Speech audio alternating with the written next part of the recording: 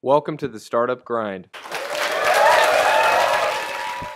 So Derek, tell us a little bit, give us an overview of Startup Grind and how it got started, and then we'll even take a step backwards from there, but let's just talk about that overview first. Great.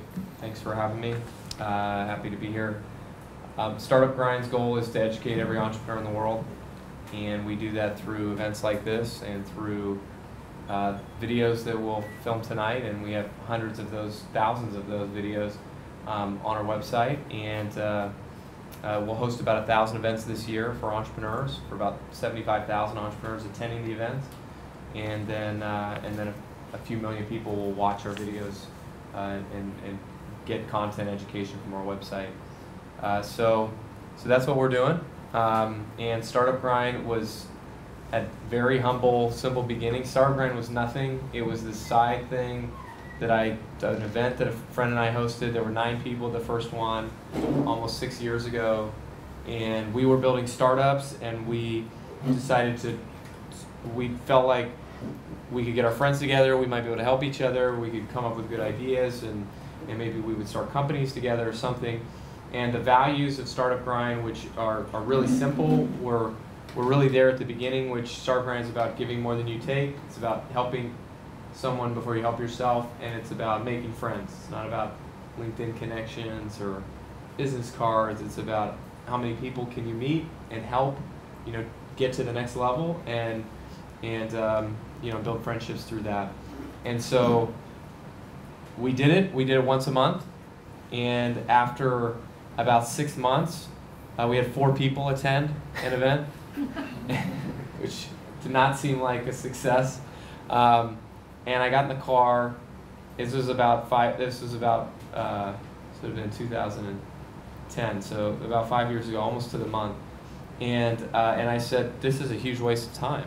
I'm only doing it 1 day a month, but I need to focus, and I don't know why I'm even doing this. And so, for some reason, I said I'm gonna at least try it 1 more time or 2 more times, and I'm gonna put my full energy into it and try to make it great. I'm either gonna do a great job, or I'm not gonna do it. And so the next event, which was about 6 weeks later, we had 40 people, and it was a room, like this, and I didn't know any of them. They had just come, they'd heard about it, and there's a couple interesting things. One, we thought, wow, okay, we kind of finally figured something out a year in. 2, many of those people I'm still friends with today, and that was kind of what it was about. And we have these pictures, and I know a lot of the people in the room, and I didn't know them before. So from that month, it really grew, 20% month over month. And then we had a speaker come one time, and he said, look, I can't prepare a talk, but if you want to interview me, I'll do it. And he was kind of a well-known guy in Silicon Valley. And so I said, okay, I'll interview you. And so I interviewed him, and it went really well. People really enjoyed it. And so we just said, let's just do that. That's really easy. We just tell people to come, and they can just show up, and it's just super easy. So fast forward another 6 months. Again, it's just a side thing, doing it for fun. And we're getting maybe 500 people RSVPing to these events in Silicon Valley. And then I started getting people coming up to me after saying, hey, I love the community, I love the values. Can I do this in my city? And I was like, again, that just sounds like a horrible idea. I don't know why you think that's something people want. People do not want that. And they're like, no, they do. We don't have this. So we tested it in LA, and it worked, to my total shock. And then we did it in a few other cities, and it worked. Kind of refined the model, and 3 years ago, I started working on it full time, sold the company I was working on, and we've grown from about 20 cities to about 200 in that time period. So how many people are working for Startup Grind full time right now? Not volunteers, but... Yeah, about 15. Mm-hmm. Yeah. And so what was the company that you sold before? What were you doing before that you had to give up to jump in full time to Startup Grind? It was a professional social network. It's called Common Red. I'm sure none of you have ever heard of it. And there were some similarities. It was all online, but it was about finding, you kind of took your social profiles, you connected them. This is like in 2011, so this doesn't sound very innovative today. Maybe it didn't then too.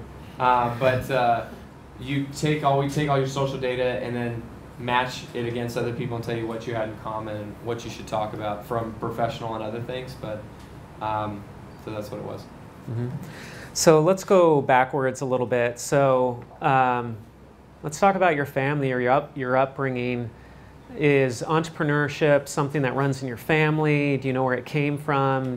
What are your roots that brought you to this point? My dad had an advertising agency when I was growing up, and my brother is a very successful entrepreneur. He's now a Hollywood filmmaker, and so I worked for him in college. I saw my dad's business growing up, and it seemed like a natural thing to do, to kind of, I don't know, have the flexibility of running your own company, being your own boss. I'm not a great employee, so in some ways my options are limited to begin with. But I like to be creative, and it seemed like being an entrepreneur was one of the best ways to creativity and to kind of doing your own thing. Mm-hmm. And your parents were supportive? Well, I out of college I worked for Electronic Arts for 4 years, and I went to quit my job in about 2009, which is in the middle of the Great Recession in the United States. And my parents are very supportive of basically all good decisions that I make. This one was a little bit questionable at the time. My wife had just had a baby, our first child, and 6 weeks later I decided this was the right time to quit. I appreciate her support, ongoing support, not just then, but up till today. And but it was, when I told it at EA, when I said I wanted to leave, my boss, in this really, really awful time for the economy, my boss called me back and said, "Hey, if you'll come back, we'll give you a double promotion, and we'll raise your salary by 25%. And I was like, "Wow, would have been nice, a year ago." But I wasn't really excited about it. Mm-hmm. And so I just decided if I wasn't going to get excited by that, then I really did need to leave, because something was wrong. And so I kind of made that decision. Actually made the decision easy once I realized, that didn't really, that didn't really seem what I should do. Mm-hmm. Now, where did you grow up? You moved around a bit, didn't you? I grew up in Florida, southern United States, and then I spent 6 years in Europe, in France and Switzerland and Germany, and then back to the States after that. So I've spent 8 years of my life outside the U.S. It definitely has greatly impacted my perception of the world and people outside of the United States. And it's my first time to Asia, which is exciting, and have loved it. And there's lots of stuff I love about Asia now that I've been here. But yeah. How has living outside the U.S. impacted your outlook as an entrepreneur and the business decisions you've made? I mean, there are great people everywhere. Mm-hmm. I mean, cliche thing to say is that there are no borders from space, except along Pakistan and India, which you can see the border from space apparently because it's so heavily guarded. And but other than Pakistan and India, there are no borders in space. So yeah, I don't, I get along with anyone. You have to. So I was in 10 schools in 10 years, and you either make friends very quickly or you cry yourself to sleep at night. So I learned to get along with anyone, and that's kind of carried through today. And we, as you mentioned, we have chapters in Iran, we have chapters across China, we have chapters in Gaza, we have chapters all across the world, and that seems very normal to me, to have people in dozens and dozens of countries working together. What are some of the most interesting chapter stories? I mean, Iran, Gaza, how did those start? What are some other chapters that have been interesting to get started? I'll tell an interesting story about Iran. At some point, I'm sure I'm going to get in trouble about telling these stories about Iran, but for now, it's okay. This was the first guy that ever applied from Iran. His name is Milad, and so we were really excited and a little bit kind of nervous because of the kind of the relationship between the United States and Iran.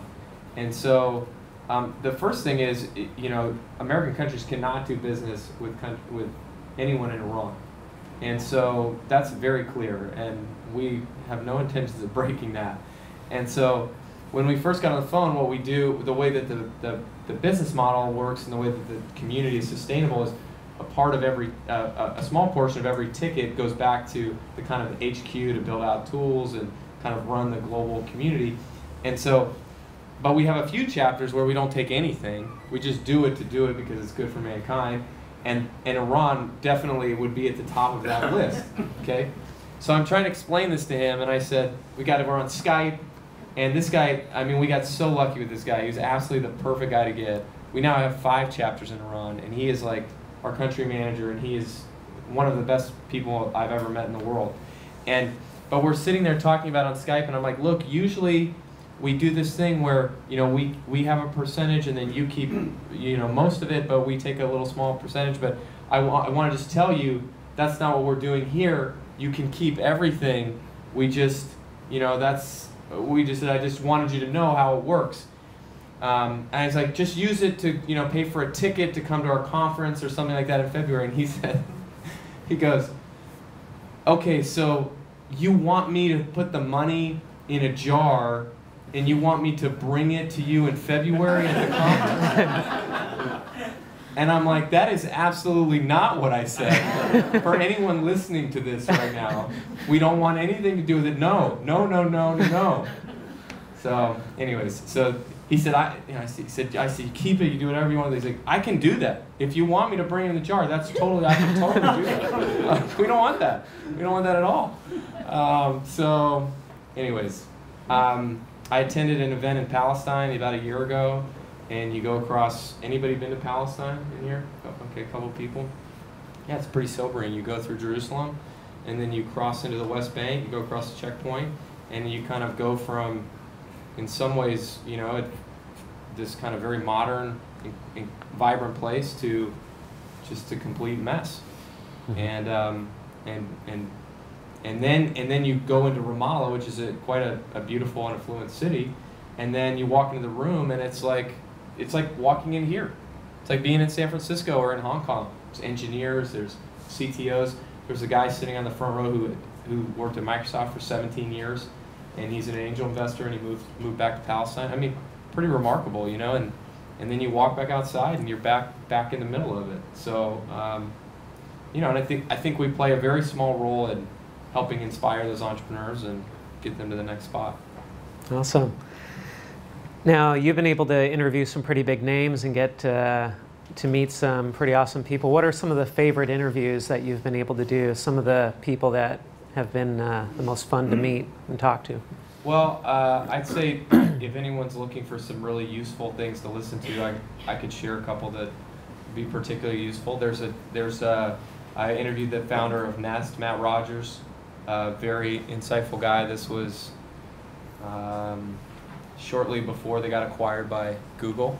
Nest thermostats, you guys know them? He would be one. There's an interview between Mark Suster and Clay Christensen, which is an incredible interview, and it's 25 just amazing minutes. Who else have we had that would be interesting? I did an interview with Steve Case, the founder of AOL, a few months ago, which is pretty interesting.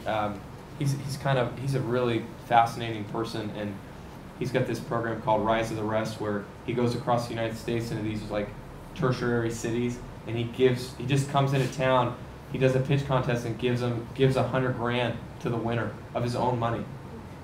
And it's really pure. It's not like he's got some ulterior motive. I mean, I've been on the tour several times.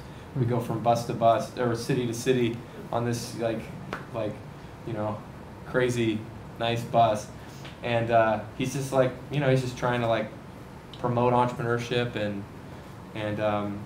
across the U.S. Steve Blank, you all know Steve Blank,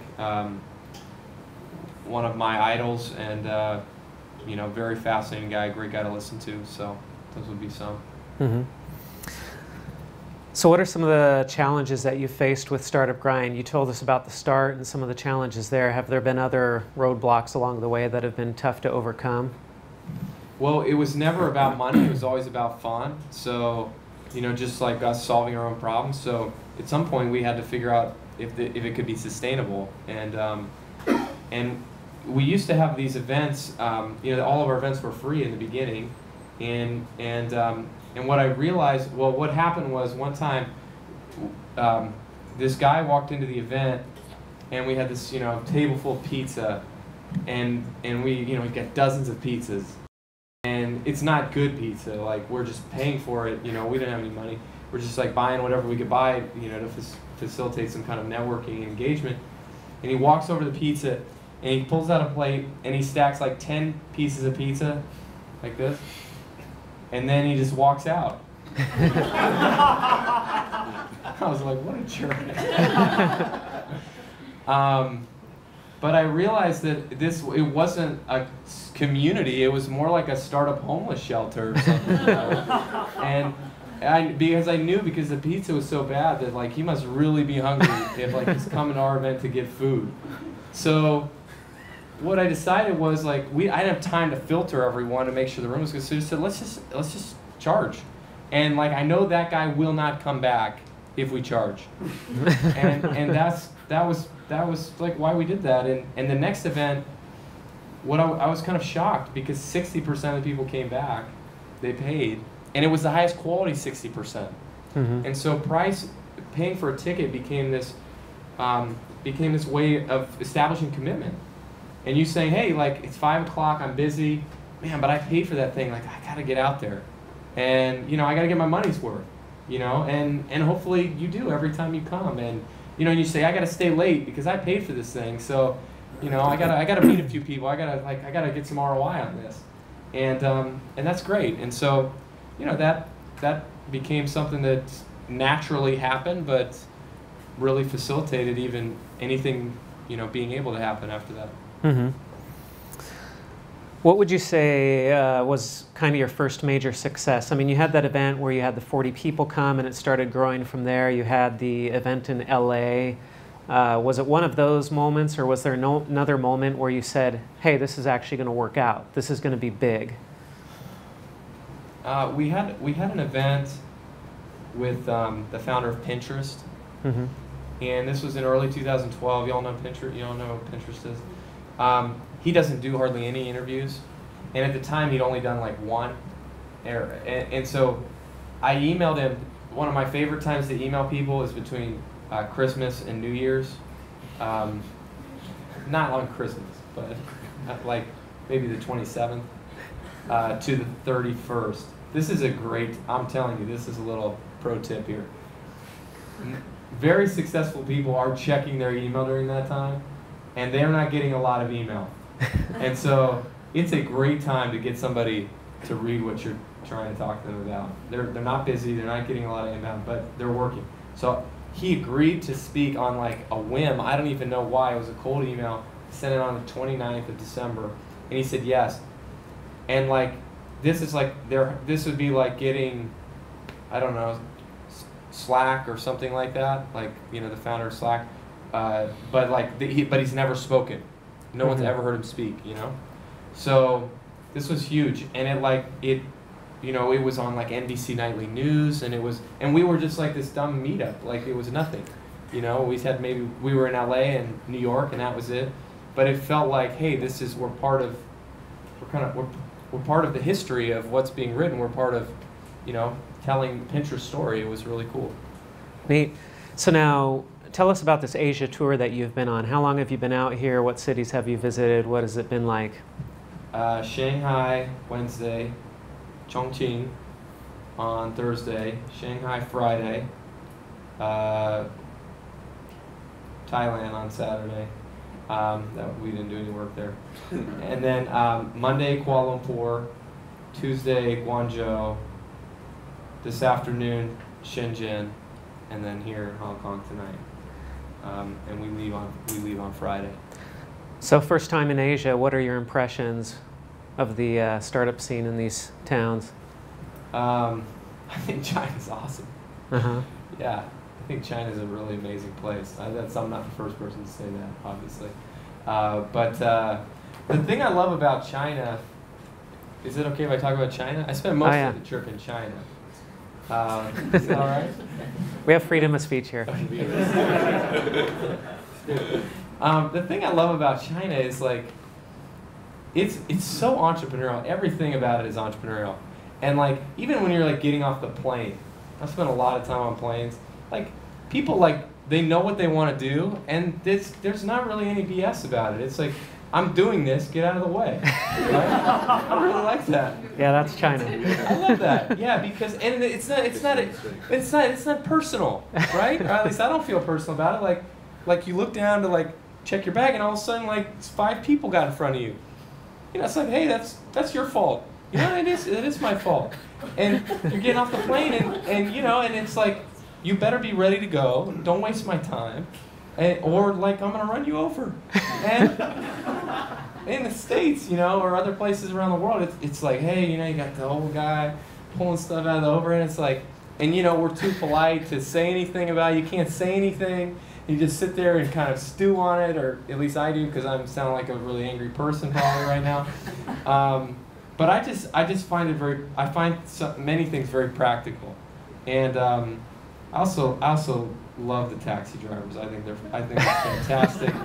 I love getting places quickly, no nonsense. It's so good, and no one really gets in accidents. So all's well that ends well, right? So it's great. But in every corner you go to, they're entrepreneurs. So I'm totally biased to entrepreneurs.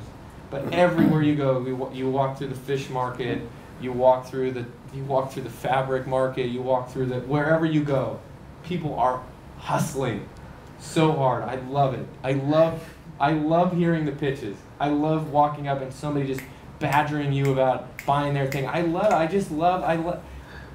smile, and I respect it so much. I just think it's incredible.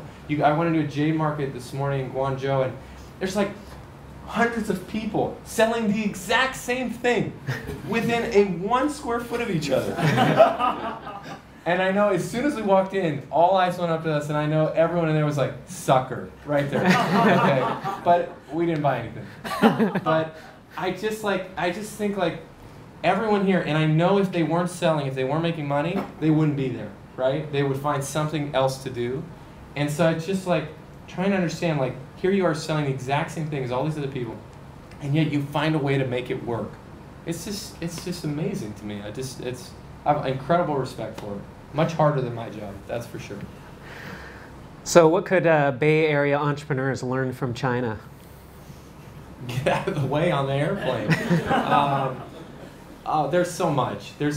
I mean, the thing is like, if you don't make it happen here, like, then you're not going to eat. You know, no one's going to hand you anything. We're so entitled in the United States. I mean, some people aren't, but most people are. And we just, you know, and in a lot of places around the world, like, things need to be handed to us. Everything is, you know, everything is supposed to be perfect for everyone. And the reality isn't like that. Like, you need to go fight for it. If you want to, go fight for it. And I don't think we have near enough of that. Maybe we have it in Silicon Valley, you know, but I think across the United States, it's, you know, we've really lost that in a lot of ways.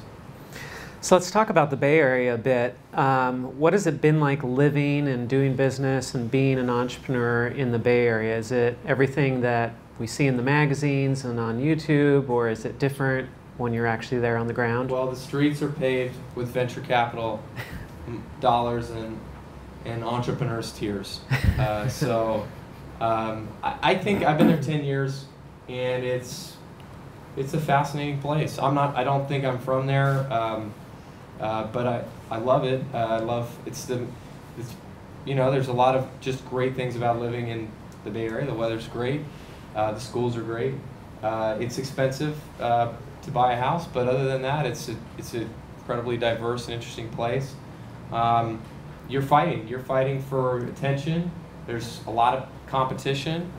But there's a lot of opportunity. You've got all these incubators. You've got, you know, Y Combinator's there. You've got 500 startups there. There's a lot of opportunity. If you're an entrepreneur, you can't raise funding in Silicon Valley and you live there, you don't deserve funding. Mhm. But I think with AngelList, I think with with TechStars, I think the whole that you have to be there. I think it's less and less important. But it's a great place to be. So cities all around the world are trying to duplicate Silicon Valley. They're trying to make Hong Kong another Silicon Valley, Shanghai another Silicon Valley, Singapore another Silicon Valley. What are these countries doing wrong, or what mistakes are they making in trying to imitate what's going on in Silicon Valley? What should they be doing? People should be focused on what they can do. They should be focused on themselves. It's great to learn from people. The values of Silicon Valley are good things to replicate in other places. I think our values are Silicon Valley values. Reciprocity, supporting others. Less transactional. Those are great things for every city to have. But look, Waterloo is the #1 international city for Y Combinator companies, and what do they have? They're not trying to be Silicon Valley. They're just trying to create awesome engineers all day, and they do. Companies like Pebble come out of there, Shopify has come out of there. And then you've got places like Tel Aviv. They're not trying to be Silicon Valley. They're Tel Aviv, and it's pretty cool. I mean, amazing, right? They've got the military. They've got all the tech coming out of the military. They've got Technium's amazing technical university, and Tel Aviv is its own brand, right? So, governments try to throw a lot of money at the problem, and it's great for the politician who runs the program, and it's great for the people that get the money, and most of it produces no quality results. But I find that people that try to be themselves generally find a good niche.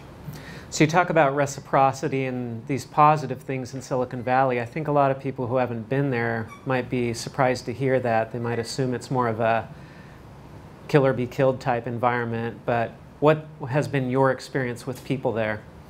I mean, I'm an optimist, so maybe, but maybe I'm overly optimistic about it. Lots of experiences. I met an angel investor one time. This is a good example of what can happen. I met an angel investor one time from his blog. I left a comment. This is 2011, and I had this company, Comrade, I was working on, and I 15 minutes with him, and our product was kind of in the LinkedIn space, and he said at the end of the call, he's like, hey, you should really, I didn't know him from anyone. He said, you should really meet one of my friends. He helped co-found LinkedIn. And I was like, I think you're right. Thank you. And so I went to lunch with this guy, and he didn't know me from anybody. And I ended up working with that guy. But he didn't do that, I could have been anybody. He just said, hey, there's a good connection there, Mm-hmm. That's happened so many times. I mean, so many times. And I know that whole idea of introducing you to somebody important, do I save that relationship? Do I coddle that relationship until I really and I hope he didn't think I was going to embarrass him. I don't think he would have introduced me if he did, but nothing came out of that meeting necessarily except for a good story for me. And but that happens a lot. That happens a lot. People answer. Most of my speakers are cold emails. People read their emails. Which, by the way, my email is derek@startupgrind.com. And if there's something I can do to help, that's the only email that I have. So if there's something I can do to be helpful, please email me. I do read it too often. But people, Vinod Khosla, he'll give his email in every talk he gives, and it is his email. I mean, that's how I got him, was that. Or Paul Graham, I've had him respond to emails. I've had everybody respond to emails. Jessica Livingston. Mm-hmm. Respond to emails. So I don't know. That's probably uncommon for a lot of places, and people say, well, how do you get their email in the first place? Well, it's probably their company, their first name and then at their company name. So it's pretty easy. If it doesn't, it returns an error, and then you try 3 other variations, and you almost certainly will get their email. So it's pretty easy to get hold of founders. So who are some of the unknown heroes of the Bay Area, people that we may not have heard of, but that you've been able to get to know, that are just great movers and shakers and supporters of the startup scene there? Wow, so then this is going to discover them. Yes. I'm going to out them right now. Um, wow, there's a lot of people. There's a guy named Jonathan Nelson who runs a group called Hackers and Founders. It's a 30-something thousand person meetup. They're an incubator as well. Amazing. Naval Ravikant from AngelList. People will probably know who he is, but I hear more people say incredible things that he's done to help them than just about anyone else. So, he's also one of the nicest people you'll ever meet. So he's a great person. There's a guy named Semel Shah, who's wrote for TechCrunch for a long time. He's a venture capitalist now, but has helped me a lot over the years and helps a lot of people. Very thoughtful guy. Maybe not a household name yet, but probably will be someday. Those are a couple examples. I think the TechStars guys who are not in Silicon Valley, they're in Boulder, but David Cohen I think is one of the most underrated people in technology. Incredible person. I don't know him that well, but just every interaction I've had with him has just been incredible, and the things that I hear about him are just really, really impressive. So.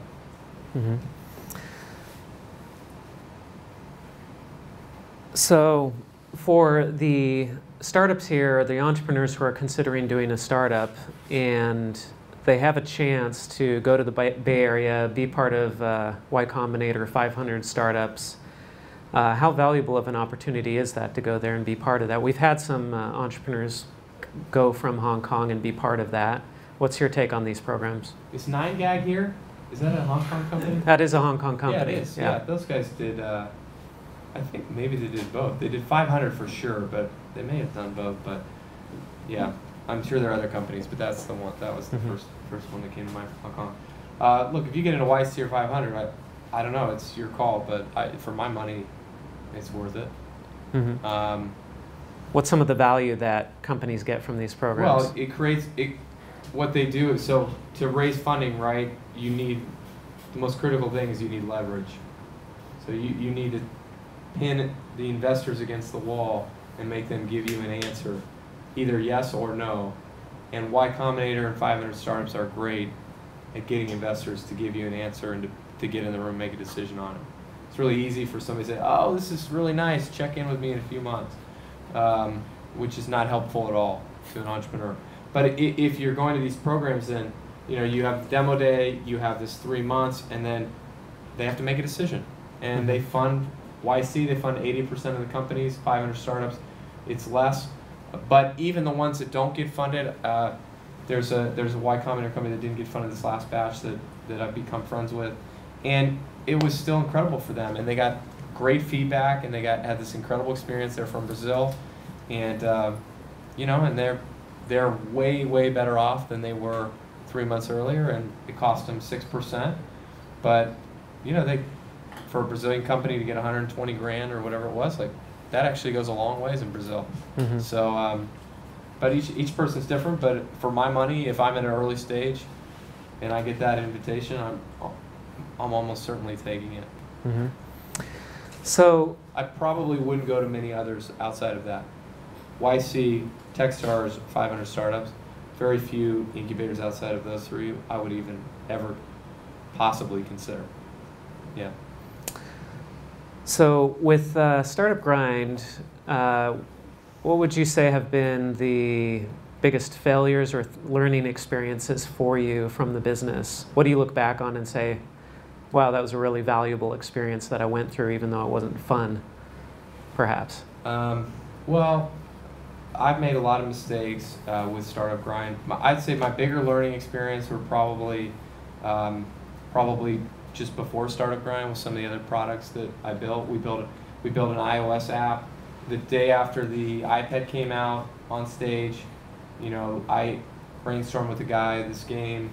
He funded it, and put several $100,000 into it. I built the team, I built the game, and it just completely bombed. That I learned more in that 9 months than I probably learned doing anything else. And it was also probably the hardest. It's by far the lowest low of my entrepreneurial career. And I thought I just let everybody down, and I thought I let my family down, and I thought that if I couldn't make this work, what could I do? And after about 3 weeks of feeling bad for myself, I picked myself back up and started going again. And you know, the investor said we hadn't mismanaged the money. We just made a really not fun game. Which when you make a game, it's kind of important that it's fun.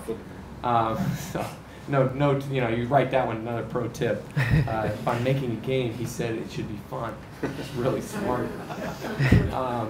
So I learned a lot from that. The next project I worked on, I put 2 years of my own money into it, and you know, we got out of it with our shirts, but it was a lot of late nights, a lot of hard work, and you know, I'm glad to have survived it, but it wasn't. It was really scary, and so those I think that probably the two biggest learnings that I've had, and probably the lowest lows I've had. You've had the chance to see a lot of startups in Bay Area firsthand. What are some of the common mistakes that founders are making in their startups there that you've learned from? Focusing too much on raising money. Again, when you focus on raising money, you're not creating leverage for yourself. So, you know, if you spend too much time on that, you know, you put yourself in a really bad position. People that complain about, everybody complains about engineers in every city in the world, and so entrepreneurs that haven't built the core engineering side of their team, you'll talk to them, and then 6 months later you'll talk to them, and 12 months later you'll talk to them, and it's still the same problem. They haven't solved it. Mm-hmm. And look, no really great investor is going to invest in your company if you don't have a CTO. It's just, I mean, it's just not. There's one exception, and that's if you have incredible traction with an existing product. They might make an exception, but if you're building a scalable startup and you outsource your product, or you strapped it together on WordPress or something, like, people aren't going to fund that. You're just kidding yourself. And then you say, well, I can't get a co-founder. We'll solve the problem. But you need to go solve it. And that takes a lot of time. It takes a lot of hard work. The best advice I ever got was somebody about building your team and finding a technical partner was this guy told me to go out and meet with 75 engineers, take them to 75 people to lunch, and just hang out with them and talk to them and try and help them, and then take the best 2 or 3 and do everything in my power to make them want to join my team and work together. That's exactly what I did. And it took me like a year and a half to talk to 75 engineers, take 75 engineers to lunch. And eventually I found 1 or 2 that wanted to work with me. And was it worth it? Oh, it's a lot of lunch. It's a lot of Hong Kong dollars. Or Vietnam. I would have been a millionaire if I was in Vietnam buying all those lunches. That's a currency joke. It's not that funny. So yeah, I think so. I'm still here. I'm happy about it. Mm-hmm. You know, I don't know. I want to be an entrepreneur for 30 years. So whatever I have to do to get there, I'll do it. So let's put you on the spot about your family. You're married, you have kids, and that can present certain challenges to being an entrepreneur, especially if you're the type that wants to work 24 hours a day, 7 days a week. What lessons have you learned about, I don't want to use the word balance, but balancing family and entrepreneurship? Well, it's not a balance, right? Mm-hmm. It's not in the sense of balance. It's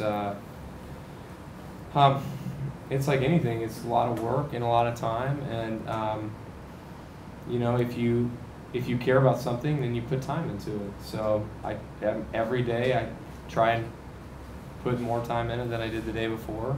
I'm always home for dinner. I'm almost always put my kids to bed, and then I almost always go back to work afterwards. So you know, kids. I heard somebody say one time too that kids don't remember, or I don't just remember, but they don't care if you're there in the morning, but if you're not there at night, they're really upset about it. Like, you know, that makes a huge difference. I'm there in the morning too, but I think that it's a good point. Like, if you're not there at night, you know, you've said what's important, and And I will, the only thing, I don't have smarts, I don't have, you know, a lot of natural ability, but what I do have is I'll outwork anybody, I'll outwork you.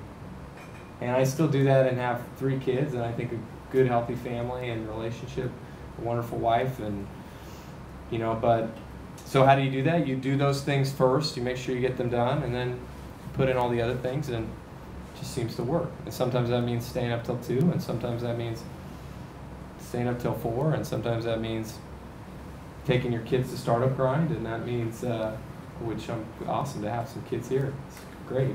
Not really here. What's that? He's not here. That's okay. That's okay. He had too much pizza. Too much Coke. Dave Goldberg, who was the founder of SurveyMonkey, is Sheryl Sandberg's husband. He passed away earlier this year in a really tragic accident. But when I interviewed him, he brought his kids. I've never seen a speaker bring their kids to an event. And he's like, he was legendary as known as somebody that had like really figured out the work-life thing. He had hacked, like he figured out the right balance of working. And his kids were there. He's like, I wanted my kids to hear this talk. I want to like spend this time with my kids. And I asked him like, how did you do it? Like his wife is the #2, and she's like basically runs Facebook. And then, you know, you got him. He's the CEO of this huge company. It's like, how do you do that? He just said, well, I just have made some tough decisions, and I'm gonna take care of my family, and then I'm gonna work everything else in. And you know, he's really like, he's in the Valley. He's known as one of the legendary people and workers and connectors, but he's also this incredible dad. Cool. Well, let's open it up for questions from the audience. What questions do you have for Derek about his business, about Silicon Valley? Anything goes. So just raise your hand and China. Shout out. China. We can talk China. You can ask him about the best thing he saw in a market up there. Yep. So in the next 5 years, where do you see Startup Grind, and where do you see yourself? Well, whenever I see myself in the future, I'm always on a beach somewhere. Right now, it's like on a beach in Thailand. But previous to that, it was on the North Shore of Oahu. But 5 years from now, I mean, look, there are, at the Tencent conference, I heard somebody say there are going to be 60 million entrepreneurs in China by 2020. There's a study in the United States that says there's 100 million entrepreneurs in the world. I don't think they really had China included in that. So okay, there's maybe a couple 100 million entrepreneurs. We help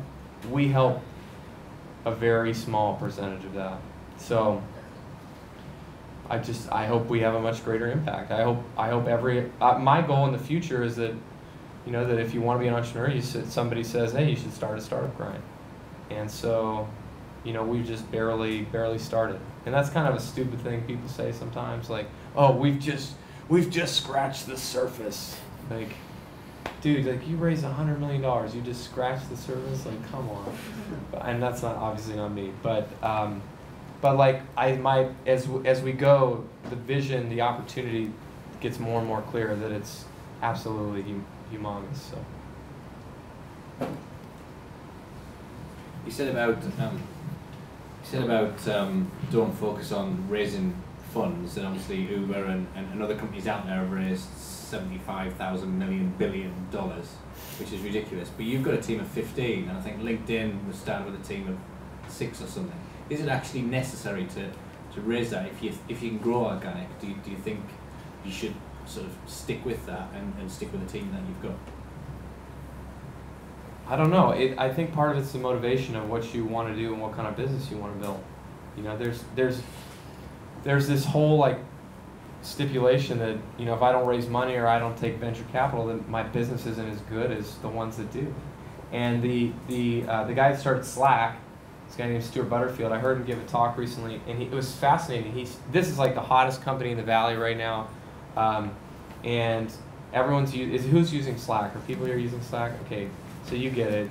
And so he said, somebody asked, what is your ideal situation? And he said, I think in our perfect world, we could buy out our investors and just run me and my friends that are in the company, we could just run the company ourselves. And then he immediately says, of course, I don't think my investors are going to do that. But that would be, that'd be awesome. So instead, we'd probably have to IPO at some point. But I mean, how fascinating! They're like the #1 company, hot company with the $3 billion valuation, hundreds of millions of dollars in the bank, and he's talking about running the business himself, wishing he didn't have a board and he didn't have VCs. I don't know. That's pretty telling. And bootstrapped entrepreneurs that are really successful, they'll tell you it's pretty awesome. So I don't know. Depends what you want to be. And Jack Dorsey, on the other hand, he says he just gave 1% of his Twitter stock back and said, I want a smaller piece of a bigger pie. That's the flip side. So maybe you need venture, maybe you don't. But if you don't, you create leverage, you create options. And for us, we've never raised money, but we've had unsolicited offers to do so. And it's just not interesting to me. But when I was trying to raise money, we never had anybody even close to actually come to us to want to do it. So you build a good business, you work hard, you make a little bit of money, you'll get people knocking on your door, and then you've got the upper hand, you've got the cards in your favor. More questions?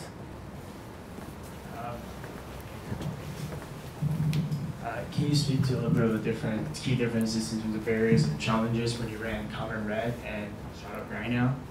Oh my gosh, every challenge possible.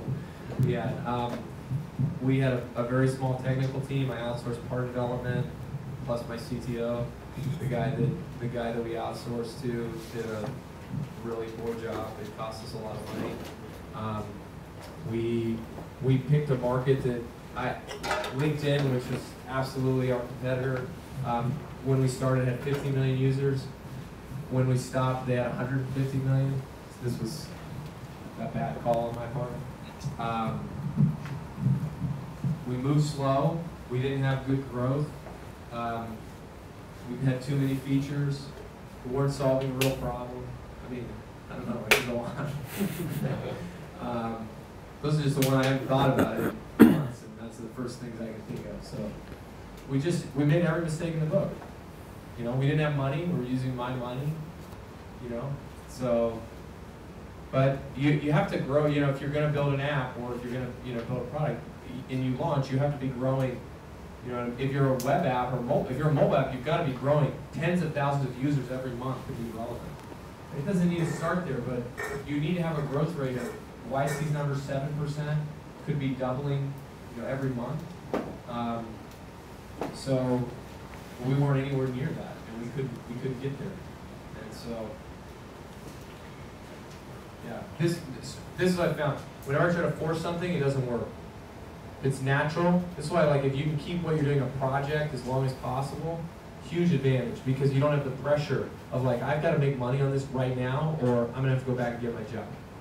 So if you can, of course you want to create urgency. It's kind of I'm saying two things, but the opposite things. But you want to create your own urgency, but try to take the pressure off yourself. Where this isn't going to be the end of the road if it doesn't just Pinterest itself through the roof, at the end of this month, because it's almost certainly not going to.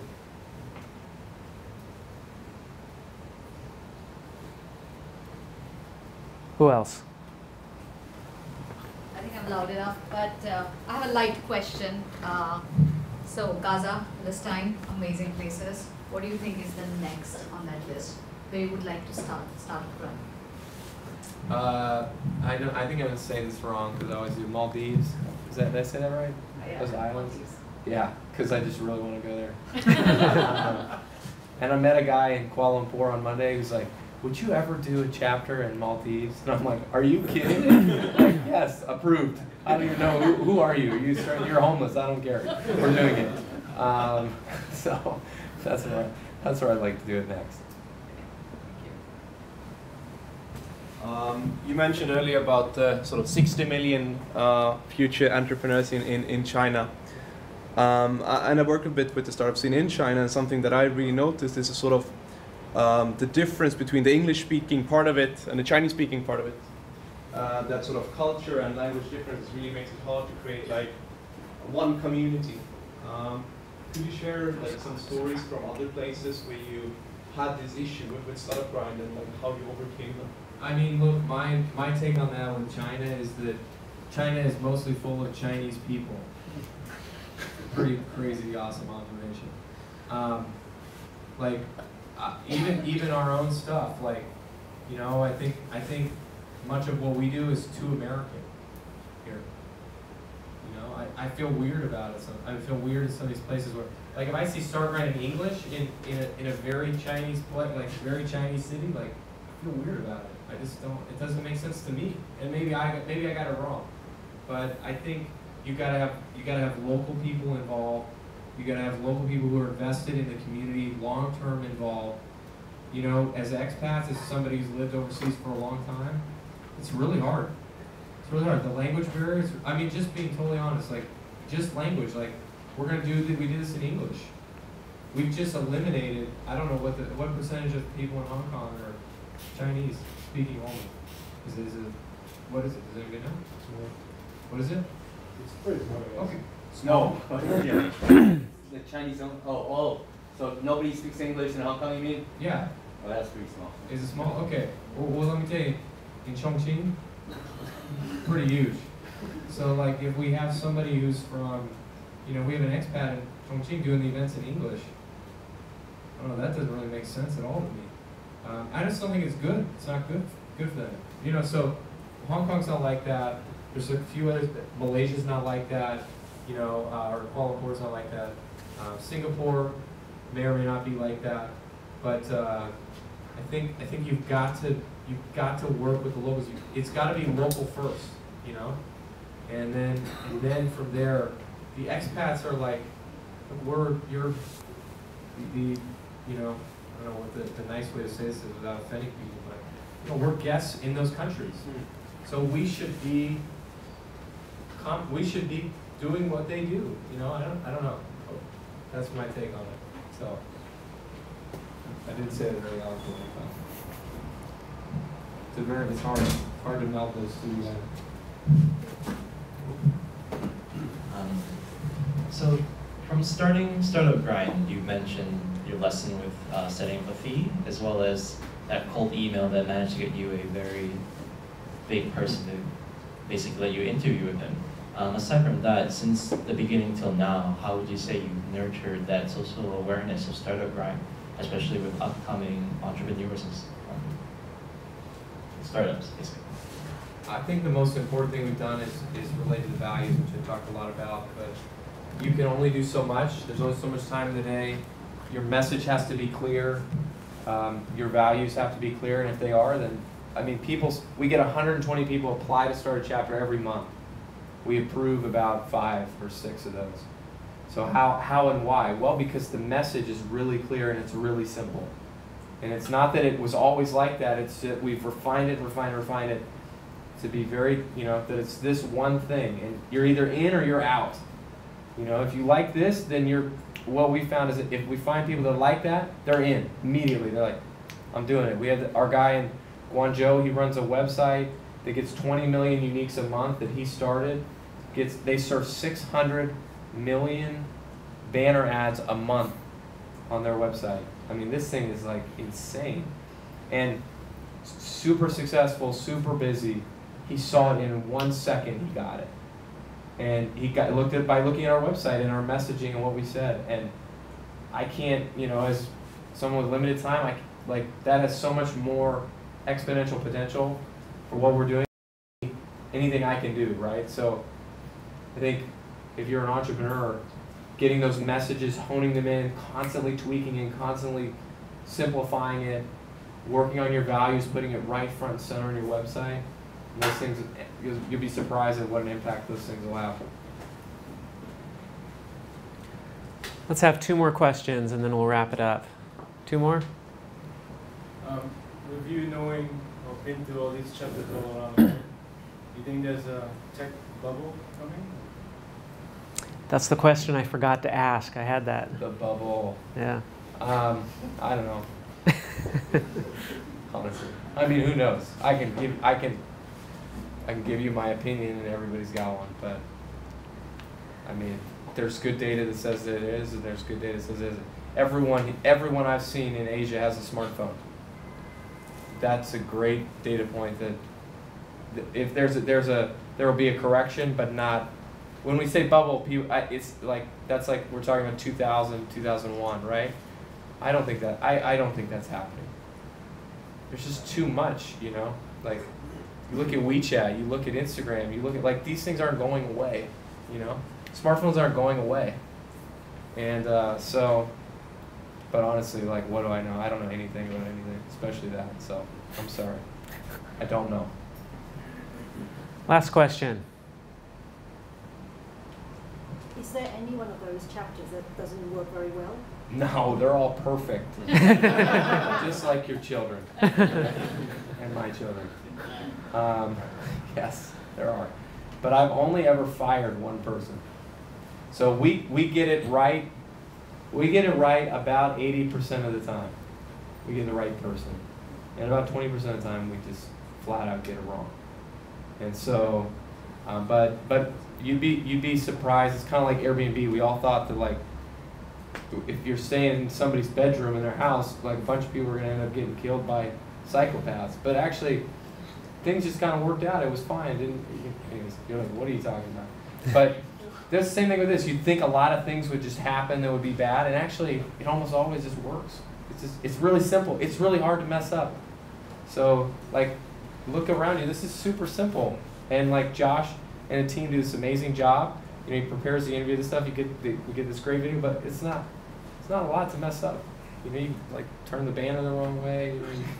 You know, half the chairs are too low. But, you know, we find good people that have our values, and then it usually just kind of runs itself. I shouldn't say that. It just works. It doesn't run itself, but it works. All right. Let's give a round of applause to Derek Anderson.